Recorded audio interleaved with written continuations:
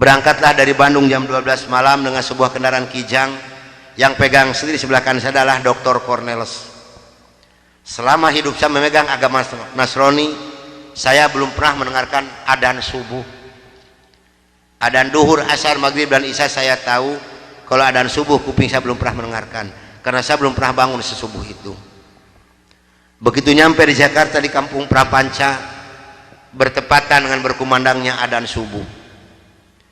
Kata Dr. Cornelis kepada saya, "Bro, tolong dengarkan adzan orang Islam ini kok goblok sekali, aneh-aneh." Saya buka kaca jendela pintu, mau bisa dengarkan ini adzan. Betul bro, orang Islam ini kok adzannya aneh-aneh. Kebetulan di Jakarta di Kampung Prapanca ini saya mengontrak sebuah rumah yang besar khusus untuk penginjil. Yang punya rumah namanya Bapak Rosid.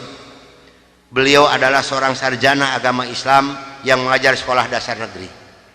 Kata Dr. Cornelis kepada saya, "Bro, karena bro sebagai pemimpin dan ketua kami yang lebih berhak dan berani untuk menanyakan masalah ini, tolong besok tanyakan kalau kita sudah nyampe di rumah kontrakan."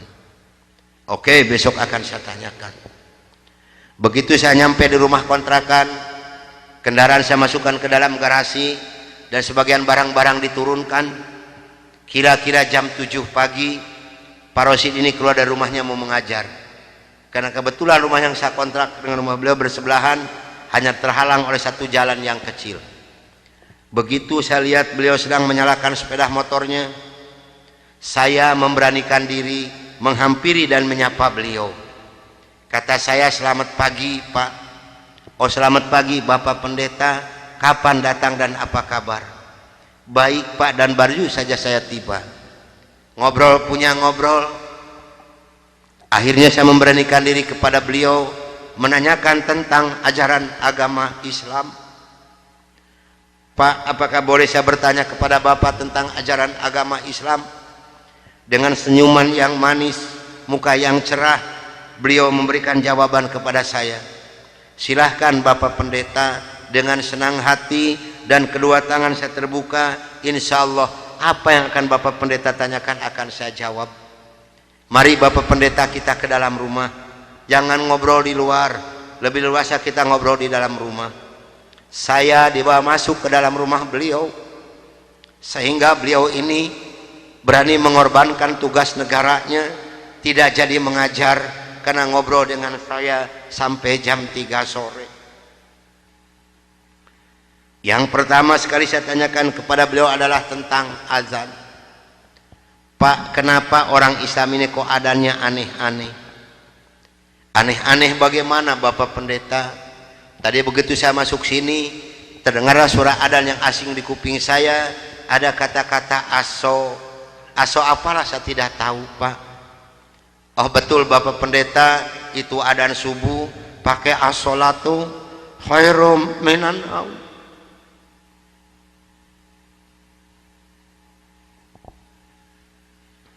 "Apa artinya Pak?" Beliau memberikan jawaban kepada saya, "Lebih baik sholat daripada..." Bukan semakin tertarik kepada Islam, tidak, tapi saya semakin membenci. Kenapa? Karena iri di dalam hati saya. Kenapa orang Islam ini berani meninggalkan tidurnya untuk melaksanakan ibadat kepada Tuhannya dengan kata-kata yang ada di adzan ini? Maka timbullah kata-kata yang keluar dari mulut saya yang sangat dan sangat menyakitkan Bapak Rosid dan umat Islam yang lainnya. Kata saya, "Kalau begini orang Islam ini lebih goblok lagi, kapan molornya kalau sholat melulu?" Dulu sebelum saya mengenal kepada Islam, banyak sekali yang beliau terangkan kepada saya tentang ajaran agama Islam, dan akhirnya beliau memberikan satu Al-Quran dengan terjemah produksi Departemen Agama. Kata beliau kepada saya, "Ini untuk Bapak Pendeta kalau memerlukan, tapi kalau tidak tolong kembalikan kepada saya." Saya terima ini Al-Quranul Karim. Kira-kira jam 3 lebih saya keluar dari rumah beliau, masuk rumah kontrakan saya.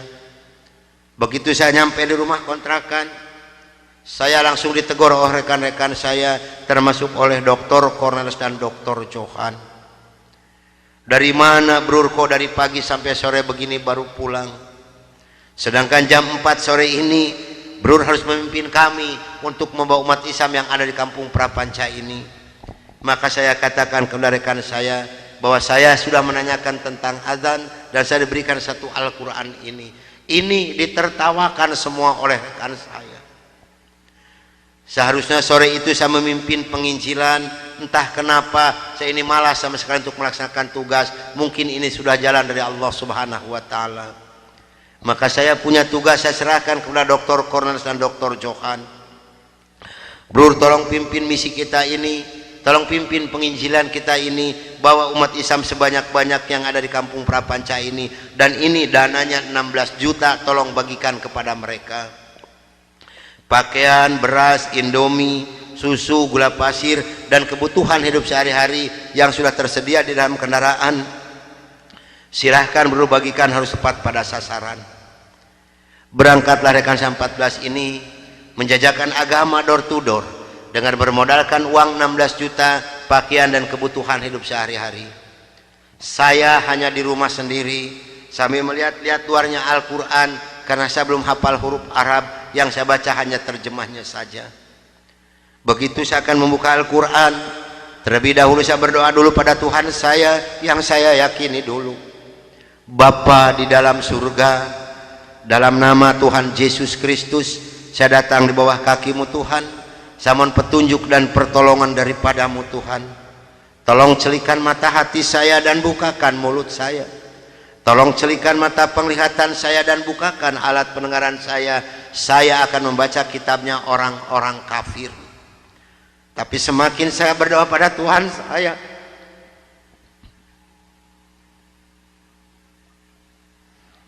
semakin terbukalah dalam Al-Quran ini. Ini suatu keanehan yang nyata di dalam kehidupan saya. Karena saya bingung membuka Al-Quran ini dari mana pertamanya. Begitu saya membuka Al-Quran langsung surat Ali Imran. Di dalam surat Ali Imran ini timbul kembali keanehan yang kedua di dalam benak saya. Kenapa dalam surat Ali Imran ini kok hanya 2 ayat yang diberi tanda merah, yang lain tidak ada? Yaitu Ali Imran 85 dan 102. Ini kalau ibu dan bapak percaya pada iman saya, selama 3 bulan kurang lebih saya tidak pernah merasakan tidur, hanya membolak-balik membaca arti daripada 2 ayat ini saja. Disitulah taufik dan hidayah masuk pada diri saya. Bergemetarlah seluruh tubuh saya ini, bergejolaklah di dalam dada saya ini. Bahkan dalam hati kecil saya mengatakan, hanya Islamlah yang benar, hanya Islam yang dapat menyelamatkan umat manusia. Maka saya harus berani mengatakan kepada rekan saya, apapun yang akan terjadi, saya siap untuk menerima risikonya. Atas bimbingan dan pelajaran dari Bapak Rosid, atas petunjuk dan petuah dari Bapak Rosid, saya memberanikan diri menghampiri rekan saya 14 yang sedang mengadakan kebaktian doa. Saya katakan kepada rekan saya bahwa mulai hari ini, jam ini, menit ini, saya akan mengundurkan diri dari penginjilan. Saya akan menyerahkan sebagai ketua misionaris pada Anda semua, karena saya hari ini akan mencari agama yang baru, itu agama Islam.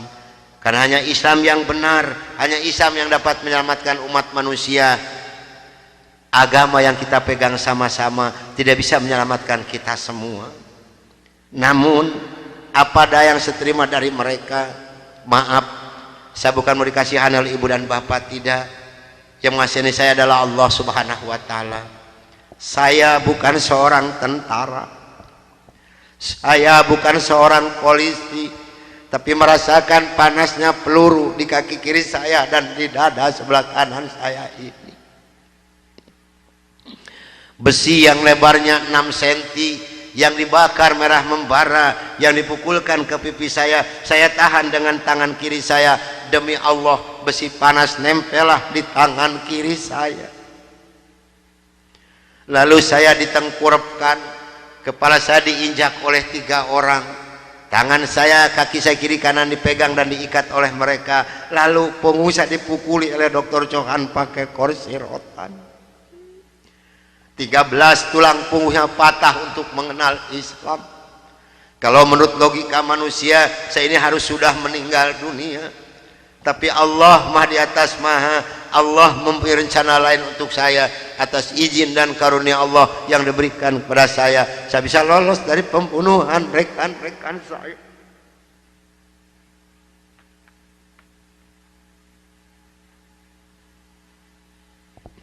Sambil merasakan panasnya di kaki kiri saya dan di dada sebelah kanan saya, pedihnya di tangan saya, ngilunya di punggung saya loncat keluar dari rumah sambil berteriak mengucapkan La ilaha illallah Muhammadur Rasulullah. Padahal ini asing di mulut saya. Belum pernah ada seorang pun yang mengajarkan kalimat thayyibah di dalam mulut saya ini. Belum pernah sekalipun saya belajar kalimat thayyibah di dalam mulut saya ini. Ini maunah yang pertama Allah berikan melalui mulut saya. Dan alhamdulillah saya mendapatkan pertolongan dari seorang cim-cim yang beragama Buddha. Saya dibawa masuk ke dalam rumah beliau. Lalu baju saya digunting karena jadi satu dengan kulit. Lalu yang bekas luka besi panas saya dikocorotin pakai kecap oleh beliau. Kaki saya ditahan pakai kayu bekas pegangan sapu, diikat pakai benang rapia. Punggung saya diikat pakai samping. Lantas saya dibawa beliau ke rumah sakit Fatmawati. Selama 3 bulan 27 hari saya berbaring di dalam rumah sakit, merasakan hancurnya tubuh saya ini, pengen mengenal Islam. Dan alhamdulillah setelah Allah memberikan kesembuhan kepada saya, beliau pula lah yang membiayai saya, sehingga saya kembali memohon pertolongan kepada Cim ini. Cim, tolong saya, bawa saya kemana saya harus pergi, karena saya pengen memeluk agama Islam. Dan alhamdulillah saya dibawa oleh beliau ke Cipete, ke Bapak Kiai Haji Dr. Idam Khalid, saksi yang masih hidup, yang membina kesama yang pertama adalah Bapak Hamjahas. Maka kata beliau kepada saya, kalau Anda pengen masuk Islam yang kapah dan istiqomah, Anda jangan dulu mengenal Al-Quran, Anda jangan dulu mengenal sholat, tapi Anda harus dulu mengenal isi daripada 2 kalimat syahadat yang barusan Anda ucapkan. Alhamdulillah selama 3 bulan kurang lebih saya dibina oleh beliau untuk mengartikan isi daripada 2 kalimat syahadat. Barulah saya marifatullah. Disinilah nikmatnya iman dan nikmatnya ibadah yang saya rasakan sampai detik ini. Lalu saya suruh pulang dulu oleh beliau, karena saya masih mempunyai keluarga, itu anak dan istri. Ternyata keluarga saya telah mendapatkan laporan dari Kansa 14 dan dari Dewan Gereja Indonesia bahwa saya telah murtad masuk agama Islam. Begitu saya nyampe di rumah saya lihat dengan mata kepala saya sendiri, pakaian saya, ijazah saya, semua dibakar oleh putri-putri saya dan istri saya di hadapan mata saya. Dan alhamdulillah saya diselamatkan dari maut yang kedua oleh Allah Subhanahu wa ta'ala. Begitu putri-putri saya menyiramkan minyak kelapa panas ke muka saya masih diselamatkan oleh Allah. Minyak kelapanya tumpah di punggung saya. Ini adalah darah daging saya sendiri yang menganiaya saya, bukan orang lain. Lalu kepala saya dilempar pakai cobek, dipukuli pakai setikasti, sampai saya diusir caci maki dengan kata-kata yang sangat keji yang keluar dari mulut darah daging saya sendiri. Nyah, engkau di hadapanku anjing, setan, babi, iblis, jangan menginjak rumah ini, haram rumah ini kau diinjak oleh setan dan iblis macam kau. Ini adalah darah daging saya sendiri, bukan orang lain. Dan alhamdulillah begitu saya meninggalkan rumah tangga saya, hanya pakai pakaian satu setel yang nempel di badan saya yang penuh dengan minyak kelapa panas. Harta kekayaan berlimpah luah demi Allah tidak saya bawa serupiah pun, karena saya pengen masuk Islam yang kapah dan istiqomah. Saya harus samina wa atona. Jangankan harta kekayaan yang berlimpah luah, putri-putri saya pun yang 3 saya putuskan. Mulai detik ini Anda bukan darah daging saya bukan bapak Anda, dan Anda bukan putri-putri saya. Titik sampai di sini. Jangan ada lagi pertalian darah antara Anda dengan saya. Kenapa saya putuskan kepada putri-putri saya yang 3? Karena saya takut besok atau lusa saya meninggal dunia, bagaimana tanggung jawab saya di hadapan Allah Subhanahu wa taala. Maka alhamdulillah sudah hampir 22 tahun lebih ini saya belum pernah dipertemukan dengan batang hidungnya. Namun alhamdulillah, biarpun putri-putri saya tidak yang ikut satupun, Allah telah memberikan kebahagiaan kepada saya pada saat sekarang ini. Kebahagiaan yang Allah berikan kepada saya tidak bisa ditukar dengan suatu apapun yang ada di dunia ini. Sekalipun emas berlian sebesar gunung tidak mungkin bisa menukarkan kebahagiaan yang Allah berikan kepada saya. Kenapa? Karena rekan saya yang 14 yang dulu menganiaya saya, yang dulu mau membunuh saya, alhamdulillah sekarang sudah masuk Islam semua. Sekarang sedang jihad fisabilillah, sedang membela agama Allah, yaitu syiar agama Islam di daerah-daerah Nasrani. Itu yang pertama di Papua Barat di Manokwari, yang kedua di NTT Kampung Kalabai Kabupaten Alor, yang ketiga di Kalimantan Tengah di Sampit. Saya mohon bantuan doa dari ibu dan bapak yang hadir malam ini agar saya dengan rekan saya diberikan kekuatan oleh Allah Subhanahu wa taala. Kalau ibu dan bapak pengen tahu dakwah Islam daerah Nasrani, demi Allah ini tantangannya adalah nyawa. Saya pun di Manokwari sedang menanak nasi, Pak, Bu. Kalau Allah sudah mengizinkan saya harus meninggal, saya dipanah, ini kenal kemaluan saya. Allah belum menghendaki saya untuk meninggal, hanya 3 cm jaraknya ini panah. Sedangkan panah di Manokwari demi Allah bukan 1,20 meter panjangnya, tapi 1,60 meter panjangnya. Ujungnya sudah pakai racun. Ini perjuangan membela agama Allah daerah Nasrani. Alhamdulillah perkembangan Islam di daerah Manokwari. Padahal Manokwari ini akan dijadikan kota Injil. Kalau Manokwari sudah jadi kota Injil, yang pertama tidak boleh ada adzan berkumandang, tidak boleh mendirikan masjid, tidak boleh ada perempuan yang berjilbab. Alhamdulillah di sana ada 297 orang yang masuk agama Islam, termasuk orang yang memanah saya. Kemarin tanggal 17 Desember saya baru selesai membuat masjid. Dari mana biayanya? Dari hasil pengajian saya.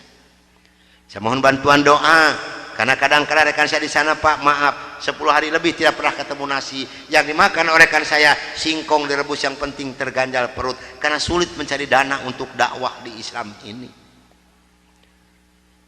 Dari mana makan mereka sehari-hari? Maaf, dari hasil pengajian saya. Karena mereka lepas dari gereja tidak ada santunan apapun. Siapa yang harus bertanggung jawab? Kita-kita inilah sebagai umat muslim. Di Kalimantan Tengah ada 192 orang. Di sana, Pak, demi Allah tidak ada masjid satupun. Gereja ada 9. Paling banyak isi gereja 15 orang. Kalau saya mengadakan sholat berjamaah di Kalimantan ini, pakai kompas di luar, di lapangan, di atas disiram oleh mereka. Saya hanya bisa berdoa, ya Allah berikan taufik dan hidayah bagi mereka, karena mereka tidak tahu kedatangan saya ini mau apa. Alhamdulillah 4 hari kemudian 8 orang yang masuk agama Islam, maka berjumlah 192 orang yang ibu dan nenek yang kupingnya pada panjang-panjang. Saya mohon bantuan doa, karena saya sedang membebaskan tanah untuk pembangunan masjid. Mudah-mudahan Allah memberikan jalan untuk saya untuk melunasi tanah di sana, untuk pembangunan masjid di sana.